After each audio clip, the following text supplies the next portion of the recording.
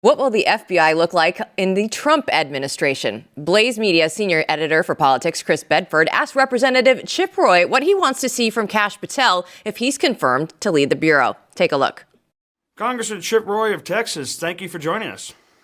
Great to be with you, Chris. How are you? Fantastic. Not enjoying Texas. I'm stuck in the swamp, although at least the weather's a little better than it has been recently. Were you able to catch the hearings that we've had on yesterday? Basically the last series of contentious hearings, in particular on Kash Patel. So today I've been, in Texas visiting with folks, but I saw the hearing with Bobby Kennedy. I think he did a great job swatting back on Bernie Sanders, a bunch of others. Obviously, Kash had his hearing today. I've been getting updates throughout the day. And, I think he did a pretty good job, from what I understand, of pushing back on what were clearly a kind of coordinated attacks by the Democrats. I mean, pulling up old photos because he gives a photo line with somebody and trying to accuse them of being racist and things like that is just absurd. But those are the kinds of things you expect out of our Democratic colleagues, who didn't even show up, by the way, to Russ Vought's hearing over for OMB today, which is just ridiculous. So look, it was unanimous, 11-0 vote to get Russ Vought out of the committee. So I hope it'll be similar for Kash. They need to move him out quickly. Exactly, and I know the Senate is overseeing the confirmations, but in the end, with your seat on House Judiciary, you'll be overseeing and actually trying to get answers. For the last couple of years, you've been trying to get answers out of the Department of Justice. On the FACE Act, for example, your legislation trying to get to the bottom of why the Democrat DOJ has been targeting pro-lifers while ignoring pro-abortion terrorism against crisis pregnancy centers and a host of other different problems. Have you had any contact with Kash or with any of his people that would give you some kind of make you feel that you're going to finally get to the bottom of some of these things, get the answers that you've been seeking for the last 4 years from the DOJ? Yeah, well, Kash and I have a lot of mutual friends, and I know him. I've been leaving him alone. He's got to get through the confirmation hearing. But once he gets through, once he gets confirmed, which I expect him to be, we'll certainly be in contact about what needs to be changed at the FBI. And notably, you pointed out what's been going on with the FACE Act prosecutions, which, of course, is both a Department of Justice broader problem with the prosecutions and what they do through the prosecutors there in the U.S. attorney's offices, but also with respect to the FBI. We had all of these individuals who 97% of the FACE Act prosecutions were against pro-life individuals. We've had, individuals put in jail. In Texas, a 75-year-old woman in bad health who was put in jail, who thankfully was pardoned by the president along with 20 others. But we need to reverse that, repeal the FACE Act, but importantly, put reforms in place for the FBI when what they've been doing with their abuses, not just with respect to the FACE Act, but obviously FISA, as well as what they were doing in coordination with the Department of Justice with the J6 individuals. We had doors getting knocked down, individuals in my district that were getting arrested, literally, that had their doors knocked down, way after the events occurred. We had two grandmas who were arrested going from Austin out to Fredericksburg in the Hill Country last year for what occurred on January 6th. So I'm glad the president has, pardoned those individuals. It was a politicized process. The FBI needs to be reformed from top to bottom. It needs to be focused on working with local law enforcement to root out organized crime, to root out cartels, to stop sex trafficking, to stop the dangerous flow of narcotics, to stop the flow of fentanyl, not to be used to go after so-called terrorism and then be used to target Americans in the name of rooting out terrorism. That's just wrong. You've been on the J6 prosecutions for a long time, where a lot of other Republicans kind of took a step back. They seemed afraid of being able to actually talk about it. And after the pardons, you actually personally went down to the D.C. jail, where the releases were slower than they really ought to have been. Are you at this point now satisfied with the Department of Justice and the different prisons that they've actually listened to the order, or are there still languishing issues? There's still languishing issues. I mean, some have been released. I mean, that day we went down, I think 3 more were released. I think a few more have been released, and we need to follow up. My staff's been working with Eli Crane and Scott Perry and Lauren Boebert and others that were down there that day, and generally to try to make sure that these individuals are freed up. I know there's been some real problems with some of the individuals involved. And this is this is par for the course. This is why we need to, tear this stuff up root and branch. We need Kash to go in there and really reform the FBI, but also for Pam Bondi to reform the Department of Justice from top to bottom. It shouldn't be a politicized department. The scales of justice must be blindfolded. And I gave a floor speech last week on this point. People say, well, Chip, aren't you bothered? There were people who did some things they shouldn't have done on January 6th. I've been very open about that. There were people who did things that were deserving of prosecution. There were doors that were smashed in. There were police officers that were assaulted. There were things that were done. But when you politicize 1,500 prosecution, and when the FBI and the Department of Justice is used to target Americans because you want to have a political result, then you have completely removed the blindfolds from the scales of justice. And that must be the thing that we restore. Pam Bondi, Kash Patel, their charge is to restore the Justice Department and the FBI to actually defend the rule of law. Focus on criminals, focus on the things that you're supposed to do, and work with local law enforcement to restore people's belief in the criminal justice system. Where do you think the FBI and the DOJ got on the wrong track? Was this politicization just laid bare under Donald Trump's presidency and their reaction to it? Or is this something that's been building since the changes after 9/11 or even earlier? I think both. I think, when you put that much power and consolidate it in Washington, the founders warned us of that. And that's something that we should be mindful of when we're going through all the spending exercises. One of the reasons I'm taking arrows right now from even some of my Republican colleagues, because I'm standing over here saying, hey, stop spending, stop writing these blank checks to the federal government, is because when you give them that money, they're going to use it.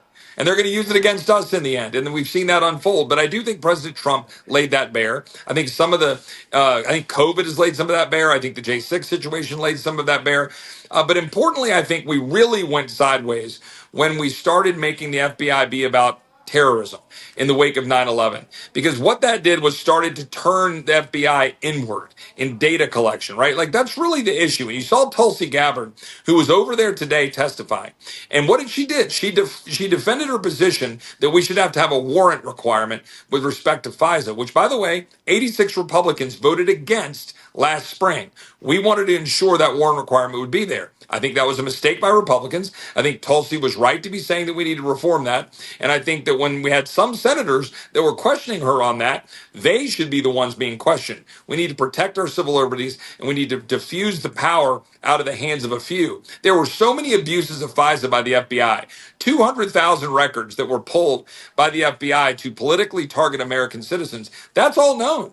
And we had the FISA courts were chastising the FBI for the abuses. They tell us, don't worry, Chip, we put in all the fixes.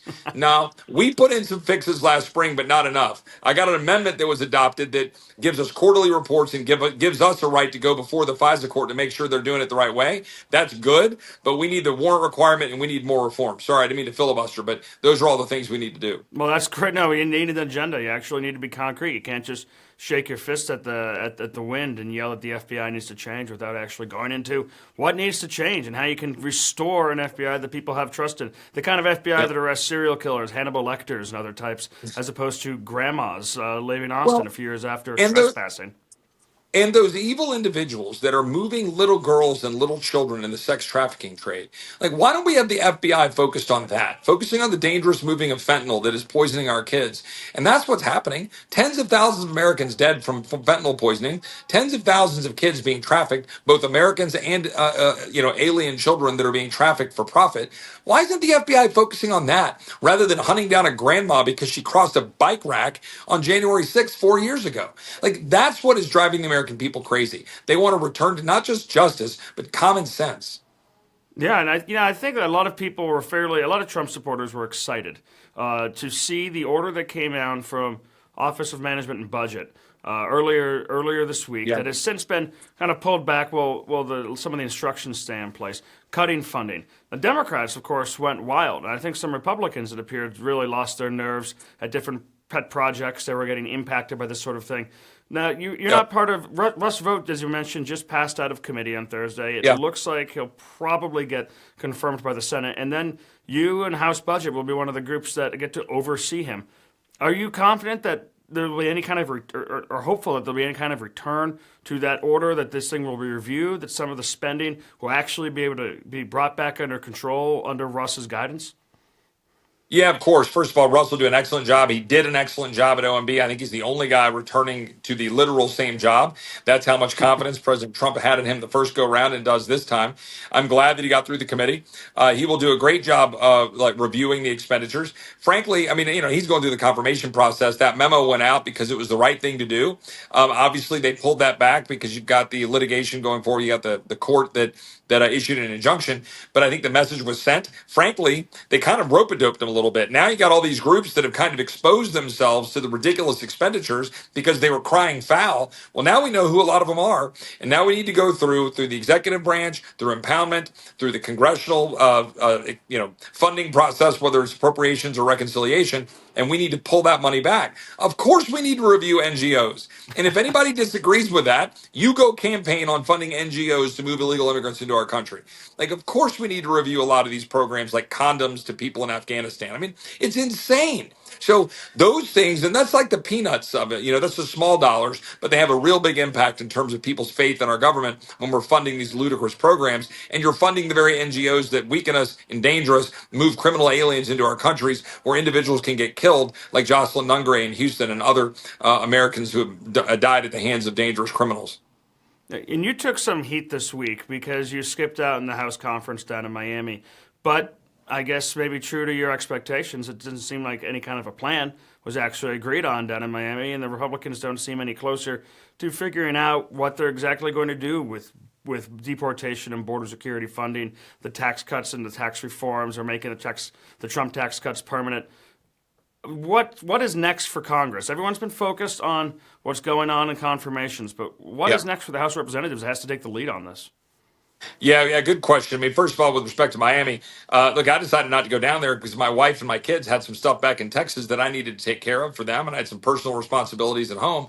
I told the leadership that if they needed me there, I'd find a way to get there, but that at the end of the day, I knew what was going to happen, and it's exactly what did happen. And I'm not going to go talk about what happened in private meetings. I'm not one of those guys. That wasn't for the public consumption. They had a private conversation. But I will tell you in broad terms, yes, as many have said leaving that meeting, no decisions have been made. They are still kind of going around in circles about how much spending we should cut versus what the tax policy should be.